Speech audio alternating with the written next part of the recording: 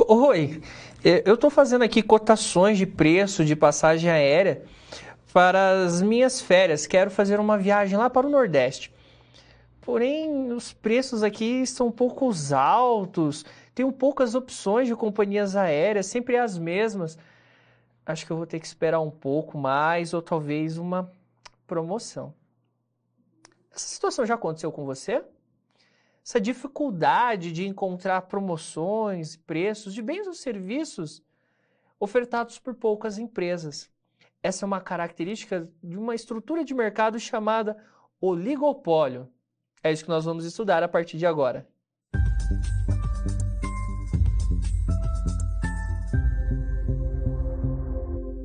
Muito bem, a partir de agora nós vamos falar do oligopólio. O oligopólio é uma estrutura de mercado com várias especificidades bem interessantes. E eu tenho certeza que você, então já nos deparamos com essa estrutura de mercado. Eu vou trazer o conceito para você agora e você vai entender isso.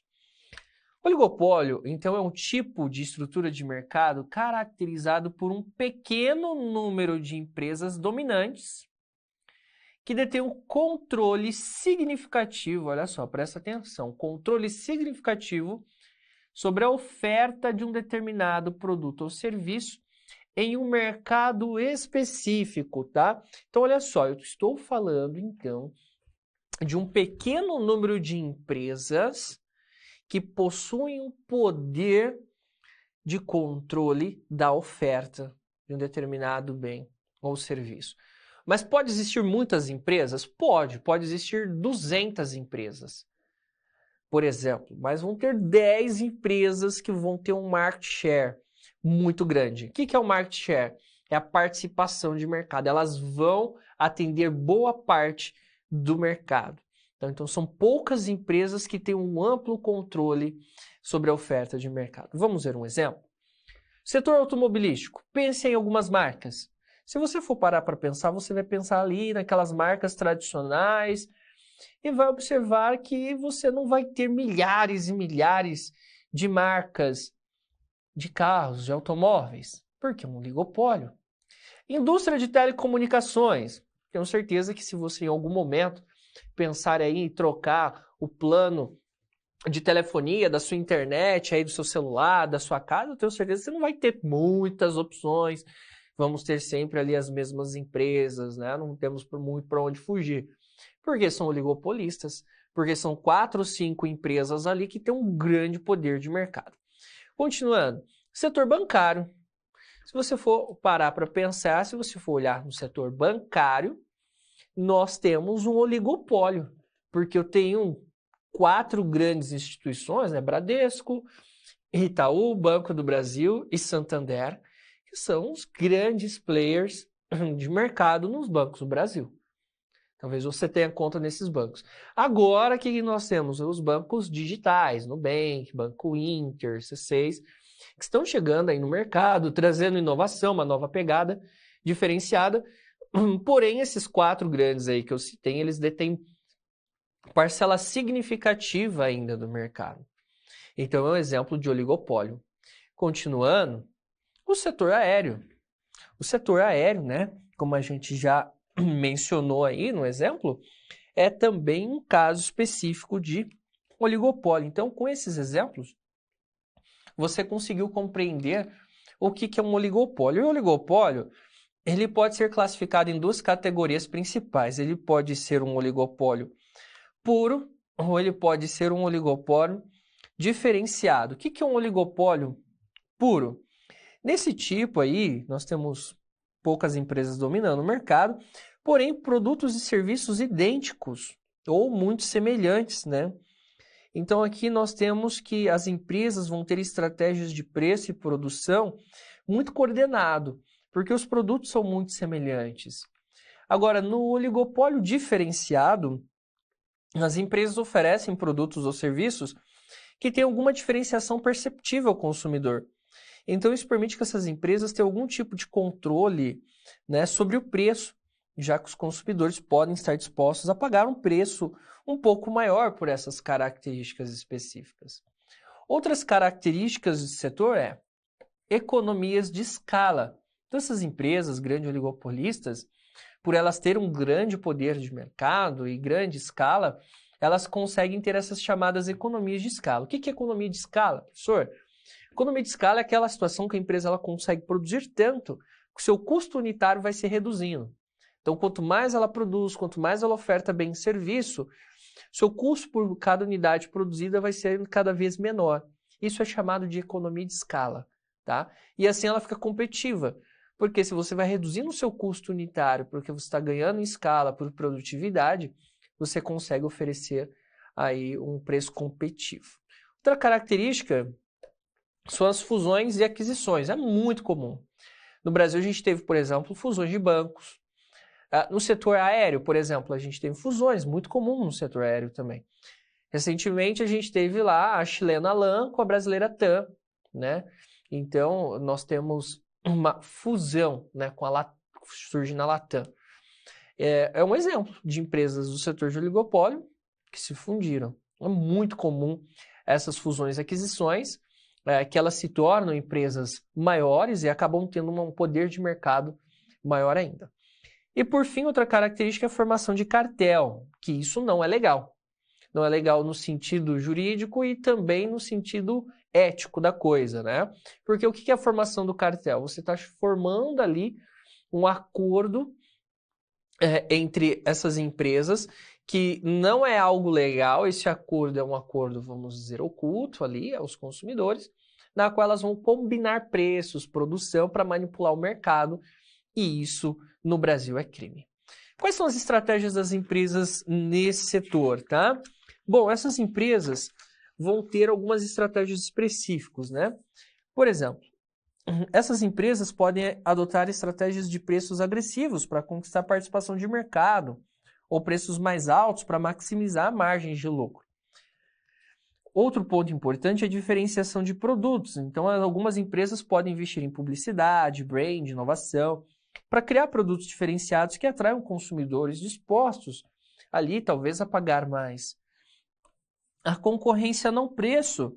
Então, as empresas também podem competir com base em qualidade, serviço ao cliente, localização, garantias não relacionadas ao preço, tá? E barreiras à entrada. Então, para proteger a sua posição de mercado, as empresas podem adotar táticas que dificultam a entrada de novos concorrentes com acordos exclusivos ou até mesmo patentes. Então, são estratégias que essas grandes empresas vão adotar para se sobressair nesses mercados. E assim, essa estrutura de oligopólio, você consegue perceber que apesar de ter poucas empresas dominando o mercado, elas competem entre elas. E um ponto importante é que a ação de uma vai influenciar a outra. Então, por exemplo, lá no setor bancário que a gente citou, quando o Bradesco vai trazer algum tipo de um produto financeiro novo, algum desconto de taxa, vai trazer alguma linha de crédito inovadora, uma taxa de juros mais baixa, com certeza isso vai trazer reflexos lá no Itaú, lá no Banco do Brasil, no Santander, que vão buscar trazer alguma estratégia. Isso acontece na telefonia móvel, né? Você vê lá na televisão uma propaganda da TIM, e aí isso já vai mexer na qual a Vivo, a Clara, Oi, vão trazer alguma propaganda diferenciada também, mostrando que eles também têm aquele benefício, que pode ser melhor ainda, né? Esse benefício. Então, isso é um exemplo do oligopólio, tá? Na qual uma ação de um vai refletir nas estratégias competitivas da outra. E aí surgem os modelos comportamentais. Esses modelos comportamentais são teorias que surgem dentro do estudo da microeconomia, lá na concorrência monopolística, que nos ajuda a entender como que o oligopolista ele se comporta diante de ações de mercado. Um primeiro modelo comportamental que eu quero mostrar para você é o modelo de Cournot, que foi elaborado pelo economista francês Augustin Cournot no século XIX, né? Que parte da premissa que as empresas competem definida a quantidade de produção, tá?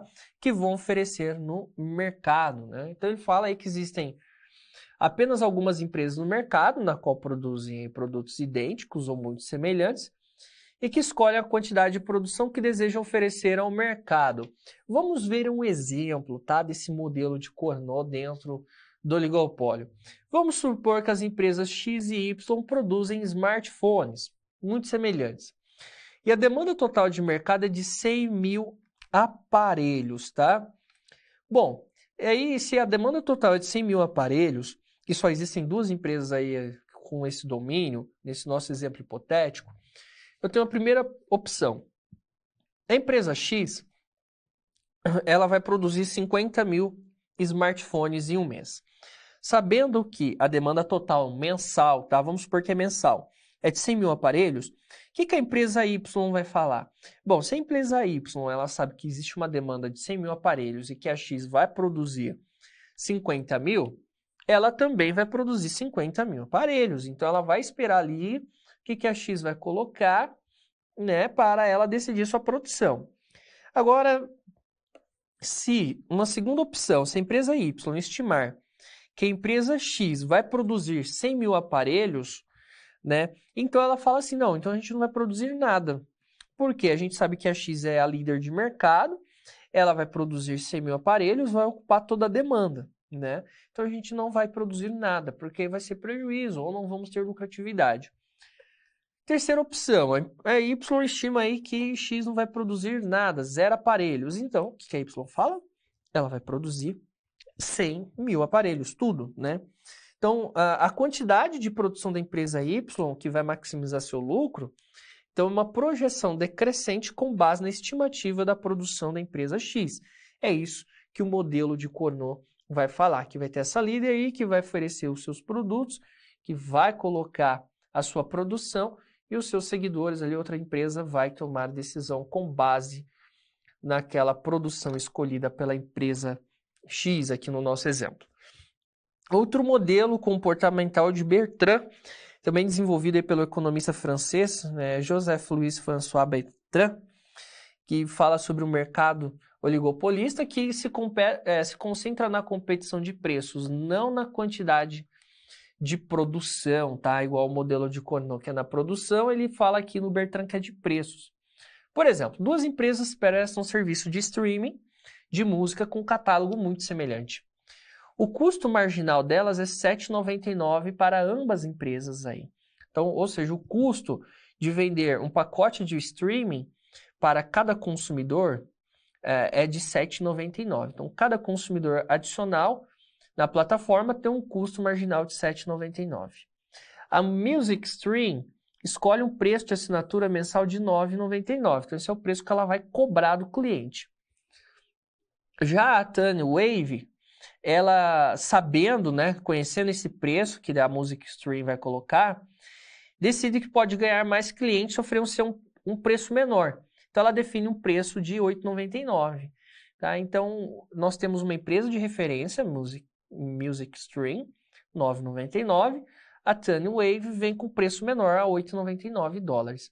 Só que os preços praticados por ambas as empresas nunca serão abaixo do custo marginal, porque o custo marginal é R$ 7,99. Então, elas podem competir até igualar o custo marginal.